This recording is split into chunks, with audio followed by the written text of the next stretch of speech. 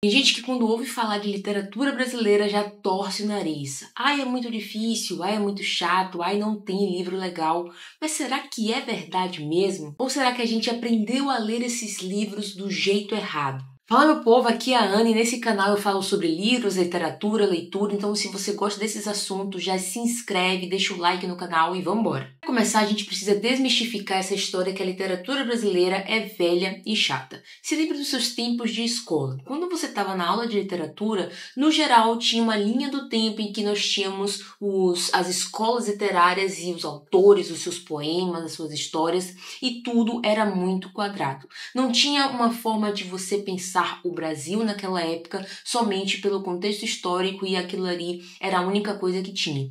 Ou seja, você era apresentado à literatura brasileira de uma forma muito quadrada. Então, nós tínhamos o romantismo, depois o realismo e assim por diante. As escolas não se conversavam, os movimentos não se transpassavam e parecia que tudo era só um retrato de um Brasil que não existia mais. Ou seja, o foco é muito mais a classificação do que o conteúdo em si. A gente não dava foco para saber o que era o Brasil, como estava o Brasil, o que o Brasil pensava naquele momento, quem eram os brasileiros naquele momento, e tudo isso é importante não só para a gente entender a história do Brasil, mas para ter algum tipo de interesse pela literatura brasileira. No final das contas, a gente decora que Iracema é do romantismo, que o Cortiça é do naturalismo, e a gente não entende o porquê que esses livros foram escritos, e principalmente não entende a raiz do problema ou a raiz das coisas que contém naquele livro.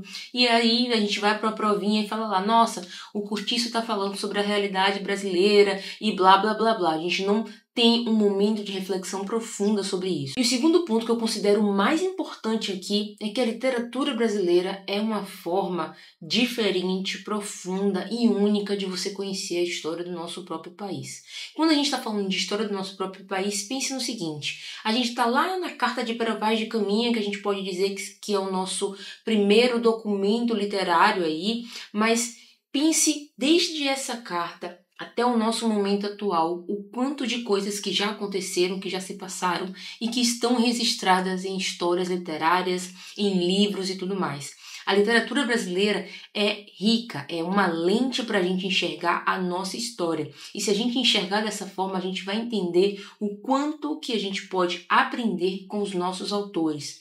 O quanto que a gente precisa valorizar a literatura brasileira como uma chave de entendimento das nossas próprias mazelas atuais. Tanto é que quando eu falo de distopia, eu falo que elas antecipam problemas, mas a literatura brasileira ela já nos diz os problemas que nós já tivemos, que nós temos e que nós também podemos continuar a ter se a gente não tiver um senso crítico e se a gente não se motivar, se mobilizar para mudar esse país para melhor. Quando a gente olha com atenção, existem problemas que foram abordados em livros que foram escritos há dezenas de anos atrás que continuam acontecendo. Um exemplo disso, muito claro e muito óbvio, é o Cortiço. O Cortiço fala do sistema que oprime, o Cortiço fala sobre preconceito racial, o Cortiço fala sobre as mazelas do Brasil. E o que é que o Cortiço não está representando na nossa atualidade? A gente tem uma pobreza extrema, a gente tem uma inflação que não para de acontecer, que não para de alcançar recordes, e a gente simplesmente só assiste o preço das coisas subindo, a gente não faz um exercício de reflexão e tudo isso a literatura recupera. A literatura é como se fosse uma injeção de realidade em um momento que está todo mundo anestesiado por notícias ruins, por vídeos rápidos e por tantas coisas acontecendo que você às vezes só desliga para que você não gaste tanta energia com tantas coisas acontecendo ao mesmo tempo. Um outro exemplo que eu gosto muito de trazer é o exemplo de Dom Casmurro. Quase todo mundo se preocupa se Bentinho foi corno ou não, mas no final das contas o que mais importa, o que é mais legal, o que é mais profundo é você mergulhar na mente do Bentinho, a mente de um homem ciumento, na mente de um homem perturbado, na mente de um homem que foi criado numa sociedade que podemos dizer patriarcal, apesar de seu pai não estar presente, ele teve todo o apoio do José Dias e do seu tio Cosme, e tudo isso o fez acreditar em coisas que poderiam ter acontecido ou não. Então esse momento, essa análise de você ir profundamente na psique do Bentinho é o que faz a literatura brasileira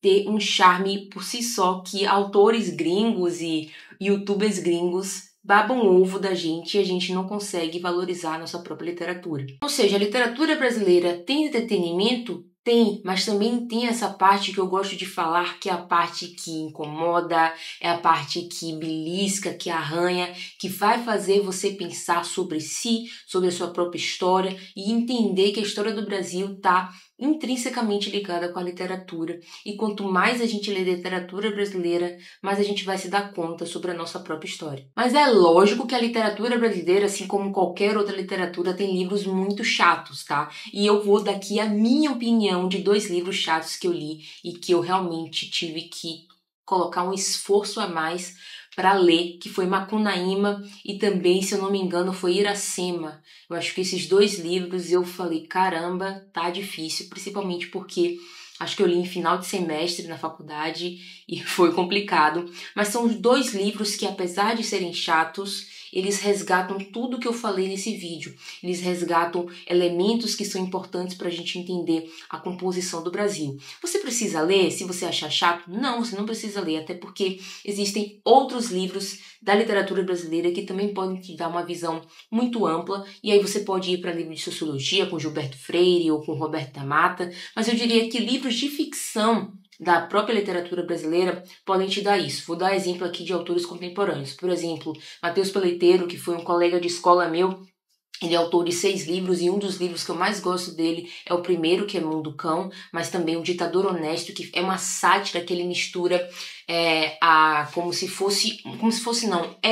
um político que tem um sonho e ele faz de tudo para que esse sonho seja realizado e as maiores loucuras possíveis. Além dele tem Milton Antum com 2 irmãos, que é excelente, tem Ana Maria Machado com A Audácia dessa Mulher, e eu recomendo fortemente que você leia Dom Casmurro e depois A Audácia dessa Mulher, e você vai entender o porquê, porque ela pegou a história de Capitu como se Capitu não tivesse morrido, e sim, se não me engano, forjado a própria morte. Super interessante para você fazer esse comparativo, e se você quiser ir além nessa comparação e nas últimas consequências, leia Acre, da Lucrécia Zapp, se eu não me engano, que é é uma releitura de Capitu e Bentinho acontecendo na contemporaneidade. Excelente também. Além dele tem aí Alberto Mussa, tem Luiz Rufato, tem outros autores como Lígia Fagundes, que já é um pouquinho menos contemporâneo, mas também é muito bom. Tem o próprio Itamar Vieira Júnior com Torto Arado. Cara, tem muita literatura boa brasileira, tem literatura para todos os gostos. Se você gosta de uma literatura mais fantástica, se você gosta de literatura mais policial, a gente tem de tudo, cara. Nosso catálogo é muito, muito grande e a gente só precisa ter um start para olhar direito e valorizar. Então, como eu falei, existem livros chatos, os livros complexos, mas todos eles, e inclusive eu falei sobre isso, livros difíceis são importantes para nossa trajetória, confere aqui nesse videozinho.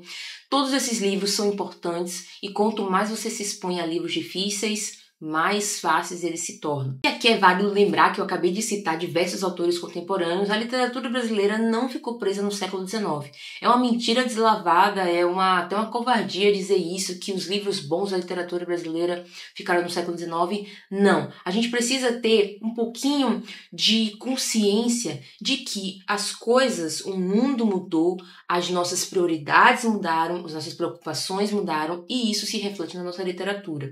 É claro que a gente tem a literatura panfletária, que não é uma literatura que nós podemos dizer que se preocupa com fazer uma boa literatura. Se preocupa mais em levantar bandeiras, que também são importantes, que também são relevantes, mas que é um outro tipo de literatura. Concorda? Concorda. Mas se a gente for buscar o tipo de literatura que a gente gosta, e aí tem muito mais a ver com a gente escolher os livros que a gente quer ler, a gente consegue achar uma literatura boa. Luiz Rufato, Alberto Mussa. Cara, Alberto Mussa, nossa, gente, é muito, muito bom. Vale a pena você dar uma chance.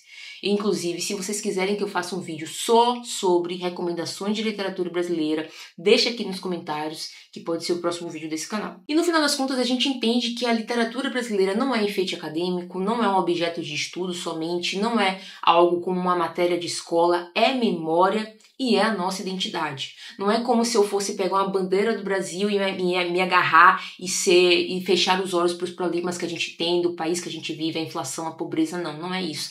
Mas também não é o tipo que eu vou renegar a minha história, que eu vou renegar os meus autores, que eu vou dizer que a literatura brasileira é uma merda, que não tem livro bom. Não, não é isso. Ao contrário, a literatura brasileira tem uma gama de livros que nos dão subsídio, substância e repertório para pensar o Brasil de hoje. E considerando que a gente tem muitos livros clássicos e contemporâneos, no final das contas o que a gente precisa, na minha opinião, é parar com essa síndrome de cachorro vira-lata que a gente tem desde que a gente nasceu, de que tudo que é lá fora é melhor. E os livros gringos, que Colin Hoover é melhor do que ler o livro nacional. Não, não é. A gente precisa começar a valorizar o que a gente tem, porque quando a gente enxergar que o que a gente tem é muito bom, e principalmente que é nosso, que reflete algo, que você se vê na história com muito mais facilidade, aí sim a gente vai reconhecer o quanto é bom ser brasileiro nesse sentido da literatura nacional. E esse foi o vídeo de hoje, eu espero que você tenha gostado. Se você gostou, se inscreve no canal e deixa seu like, e eu te vejo no próximo vídeo.